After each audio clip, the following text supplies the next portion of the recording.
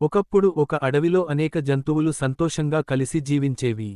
ఆ అడవిలో ఒక పెద్ద కోతి ఉండేది. ఆ కోతి చాలా తెలివైనది, కాని దానికి ఒక పెద్ద లోపం ఉంది: డబ్బు ఉందనే గర్వం.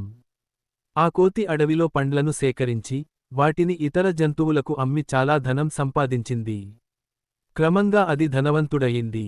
దాని దగ్గర చాలా అరటిపండ్లు, కొబ్బరికాయలు, జామలు నిల్వగా ఉండేవి. ఈ సంపద వల్ల అది చాలా గర్వంగా మారింది. ఒకరోజు కోతి తన స్నేహితులైన కుందేలు, జింక, ఎలుకల దగ్గరకు వెళ్ళింది. మీరు అందరూ నన్ను చూసి నేర్చుకోవాలి. నేను ఎంత ధనవంతుడినో చూడండి. నాకు కావలసినది అన్నీ ఉన్నాయి అని గర్వంగా చెప్పింది. కుందేలు మెల్లగా చెప్పింది, సంపద ఉన్నది మంచిదే, కానీ గర్వం మంచిది కాదు. అప్పుడు కోతి నవ్వుతూ, మీరు పేదవాళ్లు కాబట్టి ఇలా అంటున్నారు అని దూషించింది. రోజులు గడిచాయి. కోతి తన సంపద మీదే ఆధారపడుతూ ఇతరులను చిన్నచూపు చూస్తూనే ఉండింది. ఎవరికీ సహాయం చేయదు, ఎవరి మాట వినదు. అందరూ క్రమంగా దూరమయ్యారు. ఒకసారి ఆ అడవిలో భారీ వర్షం పడింది. గాలి బలంగా వీచింది. చెట్లు కూలిపోయాయి. కోతి నిల్వ చేసిన పండ్లన్నీ వర్షంలో కొట్టుకుపోయాయి. దాని గూడు కూడా చెట్టుతో కలిసి కూలిపోయింది. కోతి చాలా కష్టాల్లో పడింది. తినడానికి ఏమీ లేదు, ఉండడానికి చోటు లేదు. అప్పుడు అది తన స్నేహితుల్ని గుర్తు చేసుకుంది.